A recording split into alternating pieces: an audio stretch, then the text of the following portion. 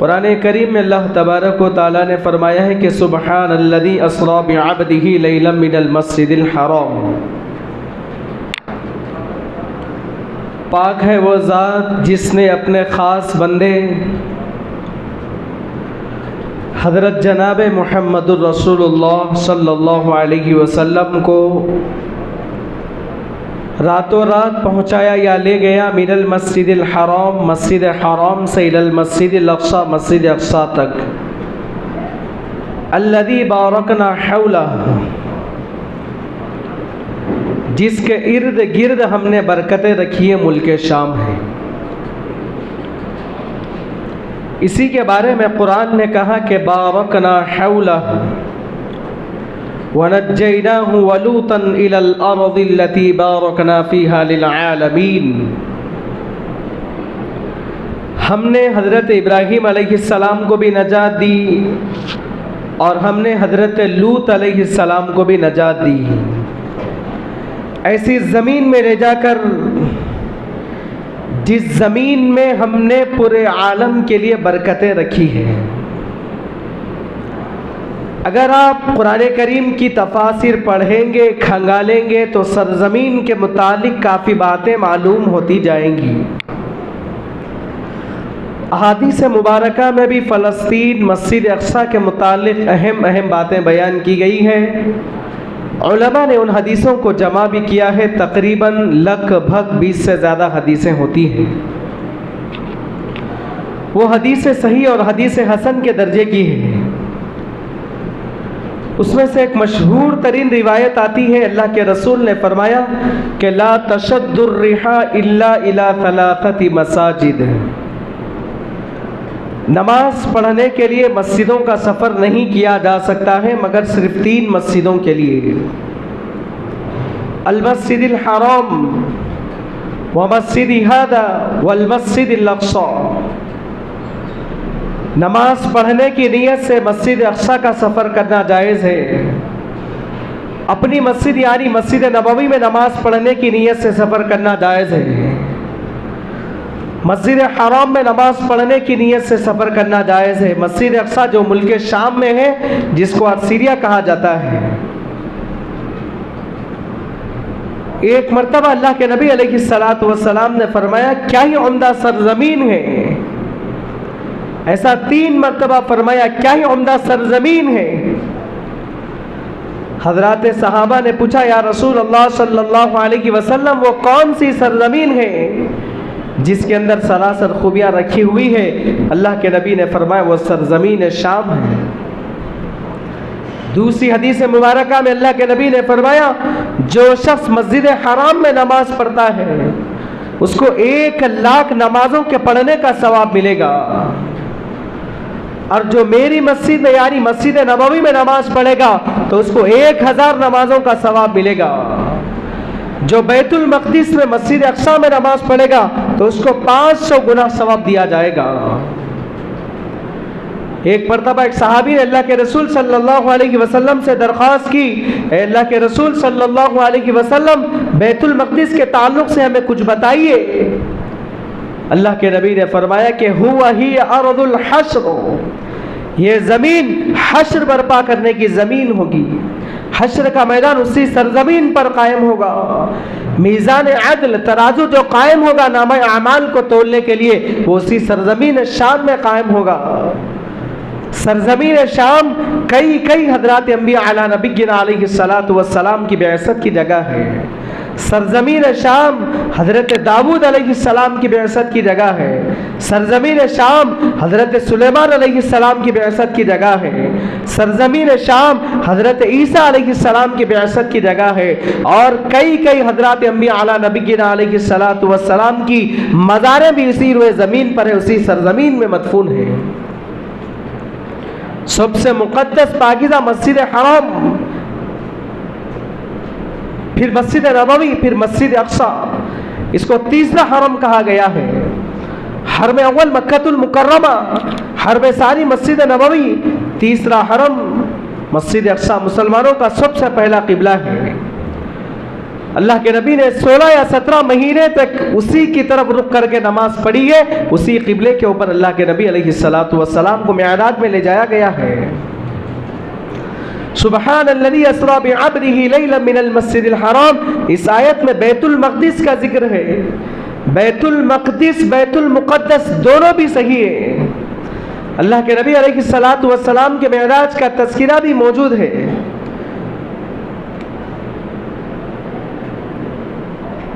अहादीस में भी मौजूद है, कुरान में भी मौजूद है।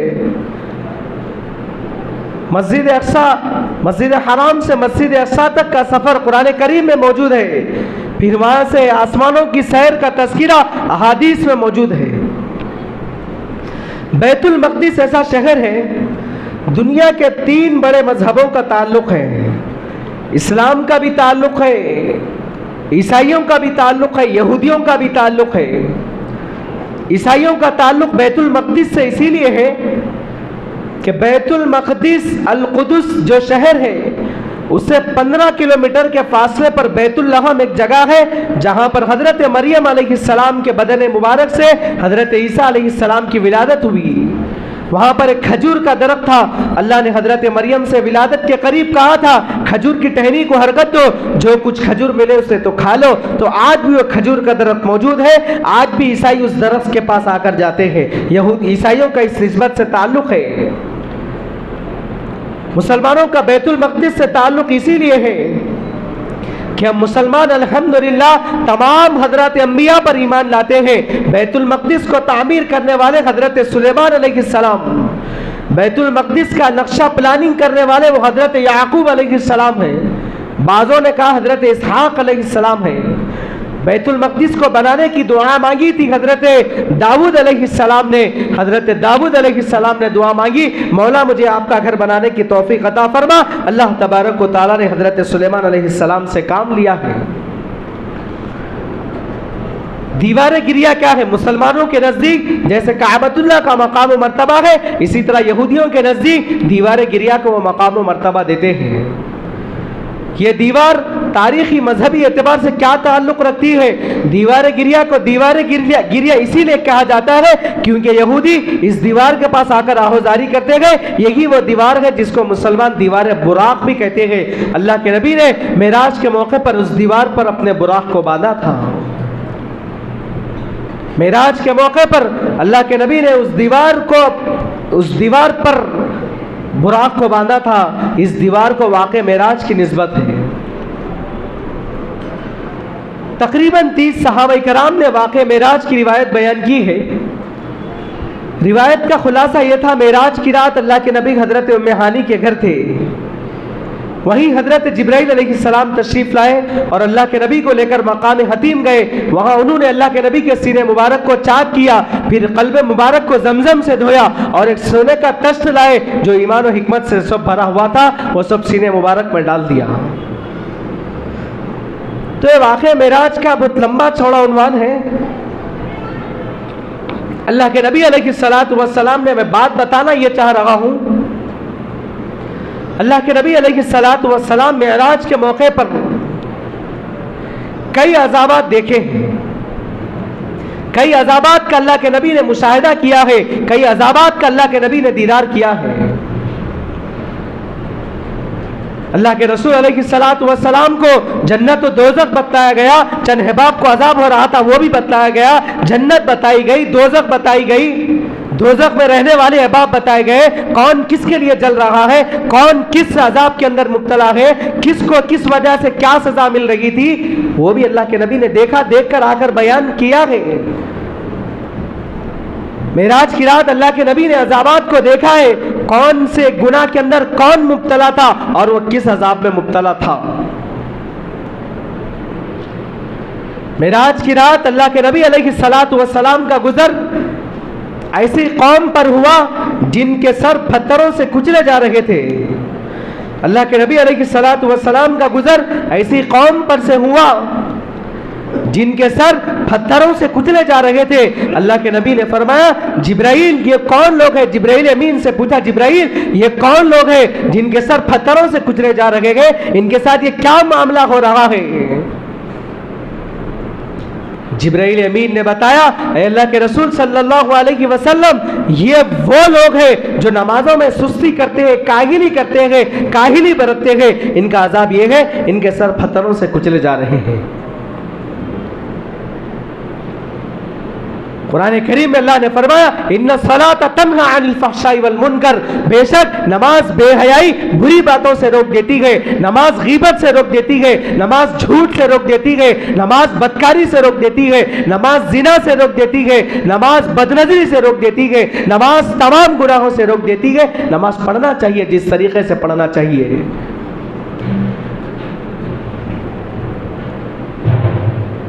तो अल्लाह के नबी सल्लल्लाहु अलैहि वसल्लम मेराज की रात ऐसी कौम पर से गुजरे जिनके सर पत्थरों से कुचले जा रहे थे। बताया गया ये वो लोग हैं जो नमाज में सुस्ती काहिली बरतने वाले लोग हैं। फिर अल्लाह के नबी अलैहिस्सलातु वस्सलाम ने ऐसा मंजर भी देखा। अल्लाह के नबी अलैहिस्सलातु वस्सलाम का गुजर ऐसी कौम पर से भी हुआ जिनके नाखून तांबे के हैं, जिनके नाखून तांबे के हैं और अपने चेहरे को नोच रहे हैं। अल्लाह के नबी ने पूछा, जिब्राइल ये कौन लोग हैं, इनके नाखून तांबे के, अपने चेहरों को, अपने सीने को नोच रहे हैं। जिब्राइल अमीन ने बताया, अल्लाह के रसूल सल्लल्लाहु अलैहि वसल्लम, ये वो लोग हैं जो लोगों की गीबतें करते हैं, लोगों की आबरू रेजी करते हैं, लोगों की इज्जतों पर पीठ पीछे हमले करते हैं। नाखून तांबे के हैं, अपने चेहरे को, अपने सीने को नोच रहे हैं। गीबत से बचना चाहिए, नमाजों का एहतमाम करना चाहिए। फिर अल्लाह के नबी अलैहिस्सलातु वस्सलाम का गुजर ऐसी कौम पर से हुआ। अल्लाह के नबी अलैहिस्सलातु वस्सलाम का गुजर ऐसी कौम पर से हुआ जो सड़ा हुआ गोश्त खा रहे हैं, सड़ा हुआ गोश्त खा रहे हैं। अल्लाह के नबी अलैहिस्सलातु वस्सलाम ने पूछा, जिब्राइल ये कौन लोग हैं बदबूदार सड़ा हुआ गोश्त खा रहे हैं? जिब्राइल अमीन ने बताया, अल्लाह के रसूल सल्लल्लाहु अलैहि वसल्लम, ये वो लोग हैं, ये वो लोग हैं जो शादीशुदा होने के बावजूद जिना करते थे। जिना करने वाले मर्द, जिना करने वाली औरतें शादीशुदा। आज हमारे माशरे में मिजाज बनते जा रहा है, घर में बीवी रखकर शादीशुदा होकर बाहर किसी और लड़की से, बाहर किसी और औरत से अफेयर चल रहा है। पुलिस स्टेशनों में झगड़े जा रहे हैं, मुसलमानों के किस्से पुलिस स्टेशनों में। क्या हुआ साहब, घर पे बीवी रखने पर गैर औरत से ताल्लुकात कायम है, जिना के ताल्लुकात कायम है। माशरा किस हद तक पहुंचता जा रहा है। अपने लड़कियों की सबसे पहले अपने लड़कियों को हया की, ईमान की, शरीयत की, तौहीद की तालीमात देना चाहिए, हया की तालीम देना चाहिए, हया बताना चाहिए, हया क्या है, ईमान क्या है। आजकल लड़कियों का फैशन बनते जा रहा है। ब्यूटी पार्लरों में 2-2 घंटे, 2.5 घंटे गुजार रहे हैं। ब्यूटी पार्लरों में 2-2, 3-3, 2.5 घंटे गुजार रहे हैं। उसी हालत में शादी खानों में फिर रहे हैं, खुले बाल रखकर शादी खानों में फिर रहे हैं, खुले बाल रखकर, जिस्म पर परफ्यूम मारकर, खुशबू का इस्तेमाल करके खुलेआम सरेआम फिर रहे हैं। अल्लाह ने कई मखलूकात दुनिया के अंदर पैदा की गई, उसमें से एक जिन्नात भी है। इस्लाम क्या तालीमात दी है, शरीयत ने क्या तालीमात दी है। बाल खुले नहीं रखना चाहिए और औरत के लिए खुशबू हराम है। उम्मत मुस्लिमा की लड़कियां, उम्मत मुस्लिमा का मिजाज बनते जा रहा है। ब्यूटी पार्लरों में तैयार होकर, बालें खुले रखकर, फैशन के नाम पर अपने जिस्म के नशोनुमा जाहिर करके, अपने जिस्म के आज़ा को जाहिर करके, बाल खुले रखकर, जिस्म पर परफ्यूम मारकर शादी खानों में, बाजारों में फिर रहे हैं। तो फिर असरात नहीं होंगे तो फिर क्या होंगे। असरात का शिकार लड़कियां इससे भी हो रहे हैं। माँ बाप को इस पर जहन रखना चाहिए। जब ये लड़कियां किसी का शिकार हो जाती है, लड़कियों की आंख पर कुछ असरात हो जाते हैं, तो हर कसो नाकस के सामने अपनी लड़कियों को ले जाकर बिठा देते हैं। चाहे वो लफंगा हो चाहे कोई भी हो, इलाज के नाम पर तन्हा लड़की को बिठा देते हैं। अगर इलाज करवाना हो, कुरान हदीस किसी नेक अच्छे अल्लाह वाले मुत्तकी तकवा परहेजगार उलमा को तलाश करे, कुरान हदीस की रोशनी में इलाज करने वालों को तलाश करे, तन्हा लड़कियों को इलाज करने के लिए न छोड़े। सोशल मीडिया पर बहस मुबाहिसा बना हुआ है, कितनी बाबरकत जगह थी, किस जगह से क्या हुआ, लोग क्या अकीदत लेकर जाते हैं, वहां जाने के बाद लड़कियों की इज्जतों पर हमला हो रहा है, लड़कियों की इज्जतों को लूटा जा रहा है। पता नहीं कितने लड़कियों की इज्जत लूटी गई,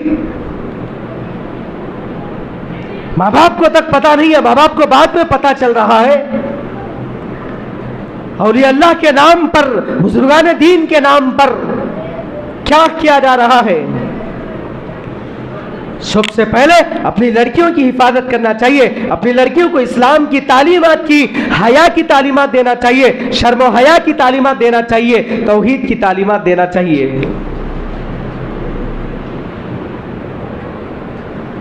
अल्लाह ने इज्जत दी है, अल्लाह ने शोहरत दी है, अल्लाह ने ताकत दी है, अल्लाह ने दौलत दी है, तो गरीबों के, मिस्किनों के, लाचारों के काम आना चाहिए, ना कि अपनी ताकत का, शोहरत का गलत इस्तेमाल करना चाहिए।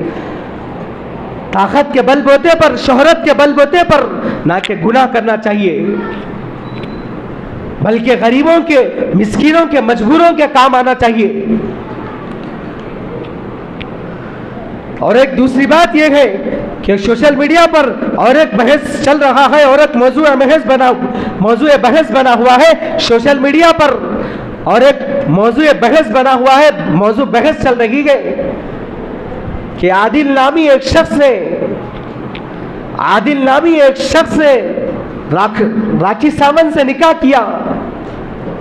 निकाह करने के बाद फिर नौबत ये आ गई कि तलाक तक नौबत पहुंच रही है। एक बात सबसे पहले जहन के अंदर यह रखें, काम करने वाला चाहे कोई भी हो, जब काम करता है तो दाग इस्लाम पर, मुसलमानों पर आ जाती है बात। आदिल नामी एक शख्स ने उसे इस्लाम कबूल कराया है, निकाह किया है, काबिल तारीफ है, हम भी तारीफ करते हैं, सारी दुनिया तारीफ कर रही थी। लेकिन उसके बाद चंद दिन नहीं गुजरे, फिर तलाक तक नौबत आ गई। गलती एक करता है, पूरी कौम पर उंगली उठाई जाती है, इस्लाम को बदनाम किया जाता है, शरीयत को बदनाम किया जाता है, कुरान पर उंगली उठाई जाती है, हदीस पर उंगली उठाई जाती है, शरीयत पर उंगली उठाई जाती है। करता एक गलती है, जैसा एक मच्छर काटने से पूरे मच्छरों को तबाह करने की कोशिश करते हैं, इसी तरीके से गलती कोई और एक करता है, बदनाम सारे मुसलमान होते हैं, सारा मुस्लिम माशरा होता है, इस्लाम बदनाम होता है। अफसोस इस बात पर है कि आदिल मुसलमान होकर इस तरह की हरकत करे। अफसोस है आदिल पर, एक मुसलमान होकर इस्लाम कबूल कराकर लड़की को इस्लाम के अंदर लाकर उसके साथ ये रवैया, तो फिर दुनिया देखकर क्या कहेगी? शायद पूरे मुसलमान ऐसे ही रहते होंगे, ऐसे ही मुसलमान शायद हवस परस्त रहते होंगे। ऐसा काम करना चाहिए कि ना कि इस्लाम पर उंगली उठे, ना मुसलमानों पर उंगली उठे, ना कुरान हदीस पर उंगली उठे।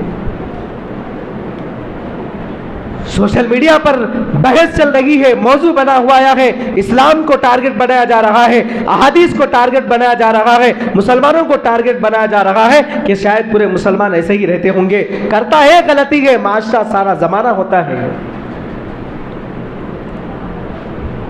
गलती है, चाहे कोई भी करो, चाहे मैं करो, चाहे आप करो, गलती होती है। उसकी तफसीलात तो क्या है अल्लाह बेहतर जानते हैं। लेकिन इस निकाह का नाम लेकर, निकाह का नाम इस्तेमाल करके इस तरह की घिनौनी हरकत ना करना चाहिए। मुसलमान बच्चों में रिवाज आम होता जा रहा है।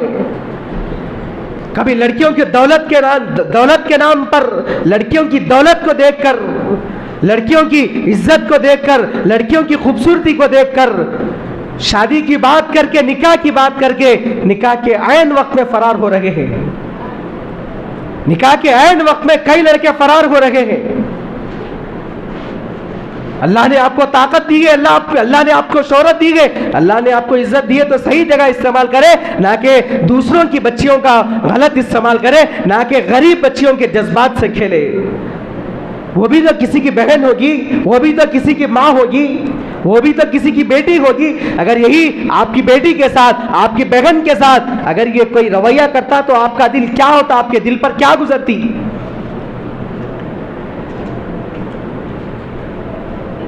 ताल्लुकात कायम किए जा रहे हैं, निकाह का नाम लेकर तारीख तय हो रही है, तारीख के दिन फरार हो रहे हैं। इस्लाम का निकाह का नाम लेकर धोखा नहीं देना चाहिए। तो अपनी लड़कियों की भी हम सही तरबियत करें, इस्लाम के माहौल में तरबियत करें, हया के माहौल में तरबियत करें। हजरत फातिमा रज़ियल्लाहु अन्हा की हया पढ़ाए। हजरत फातिमा रज़ियल्लाहु अन्हा की हया का क्या हाल था, हजरत फातिमा रज़ियल्लाहु अन्हा की हया का क्या हाल था। हजरत आज हमारे घरों के अंदर कैसी हया है, क्या हजरत फातिमा रज़ियल्लाहु अन्हा की हया की एक झलक की क्या हमारे अंदर है या नहीं है, हमारे घरों के अंदर है या नहीं है। अल्लाह के नबी ने मेराज की रात देखा, कैसी कौम पर गुजर हुआ जो सड़ा हुआ गोश्त खा रहे हैं। जिब्राइल अमीन ने पूछने पर बताया, या रसूलुल्लाह सल्लल्लाहु अलैहि वसल्लम, ये वो लोग हैं जो शादीशुदा होकर जिना करते हैं, जिना करने वाले मर्द, जिना करने वाली औरतें हैं। आज हमारे माशरे में कोई जिना को जिना ही नहीं समझ रहा है, बल्कि शौक से जिना कर रहे हैं। बल्कि अल्लाह के नबी ने फरमाया, अल्लाह तबारक व तआला ने कुरान करीम में फरमाया, वला तक़रबु ज़िना इन्नहु काना फ़ाहिशा, जिना के करीब भी मत जाना। आंखों को काबू में रखने का हुक्म दिया, जुबान को काबू में रखने का हुक्म दिया। जिना मुख्तलिफ होता है, आंख का होता है, पैर का होता है, दिल दिमाग का होता है, तसव्वुरात का होता है, मुख्तलिफ जिना होता है। तो अल्लाह तबारक व तआला से दुआ फरमाइए कि अल्लाह तबारक व तआला मुझे और आपको कही हुई सुनी हुई बातों पर अमल करने की तौफीक अता फरमाए। आमीन सुम्मा आमीन व आखिरु दावाना अनिल हम्दुलिल्लाहि रब्बिल आलमीन।